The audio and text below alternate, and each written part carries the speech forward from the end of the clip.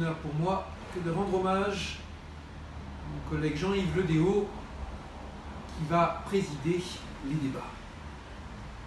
Avec Jean-Yves, nous avons là une très grande figure de l'histoire du contact entre les sciences et la politique qui a œuvré au service du bien commun pendant si longtemps et avec une si grande énergie qu'il fait partie de ces personnalités politiques qu'on identifie spontanément à une mission fondamentale. Nous sommes à l'Office parlementaire scientifique un peu les héritiers de l'impulsion et du courage fournis par Jean-Yves au cours de ses mandats. Le sujet dont il va être question est l'un de ceux qui ont été précisément abordés dans l'un de ses derniers rapports au Parlement sur la recherche, proposé en 2017, la recherche en France, et plus précisément la question de l'innovation. L'innovation, c'est quand une nouvelle idée rencontre un besoin, quand quelque chose de nouveau vient s'ajouter au bien commun, vient faire partie du progrès. L'innovation, c'est un processus qui repose sur de nombreux leviers, peut être imposé par la nécessité,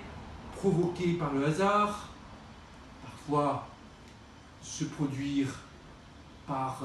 réalisation d'un rêve, et souvent il vient de la capacité de différents acteurs à brasser des idées ensemble. Il y a une dimension écosystémique bien souvent dans l'innovation. Il y a au service de l'innovation des outils structurels importants pour apporter du financement, pour définir des projets, des concours parfois bien sûr, ce peut être des outils fiscaux, et puis il y a les outils territoriaux. Comment faire en sorte que, en fonction des spécialités des uns et des autres, en fonction des forces présentes dans les territoires, dans le contact proche, puissent se faire jour les nouvelles idées. C'est là-dedans que vient tout le débat des outils de valorisation de la recherche, des outils de mise en dialogue des différents acteurs, des outils tels que les pôles de compétitivité, qui sont parmi les acteurs les plus appréciés, parmi les formules les plus appréciées de ces différents outils de contact entre la recherche et l'utilisation et la valorisation. Récemment, un rapport de la Cour des comptes s'occupait de passer en revue, sans pitié, un certain nombre d'outils de valorisation. À mon initiative, nous avons auditionné au Parlement Madame Moati pour nous présenter les principales conclusions de ce rapport. Et cela venait rejoindre certaines des analyses et préconisations du rapport Beylat-Tambourin d'il y a quelques années, certaines analyses et préconisations du rapport Ledéo, avec un constat d'échec relatif sur certaines formules,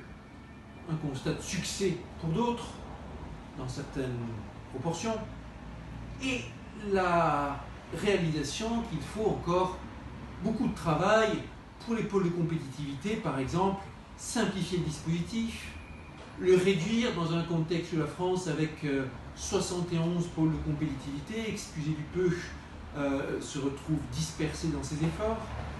mais également veiller à la répartition harmonieuse sur les différents territoires, dans un contexte qui a été rendu encore plus complexe par la loi NOTRe sur l'administration, sur la vie territoriale, et dans un contexte où on a besoin de gérer la coexistence entre des pôles nationaux, territoriaux et d'autres tournés vers l'international. De grands enjeux donc pour garantir plus de lisibilité, plus de simplicité, plus d'efficacité. De grands enjeux complexes, mais qui en valent la peine. Car aujourd'hui, l'innovation, c'est un facteur de santé pour la bonne vie de nos territoires, de nos forces vives, de mise en valeur des atouts des territoires. C'est aussi un enjeu important pour l'économie au niveau national, au niveau international.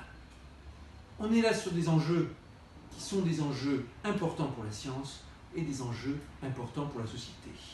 et dans lesquels les confrontations de points de vue seront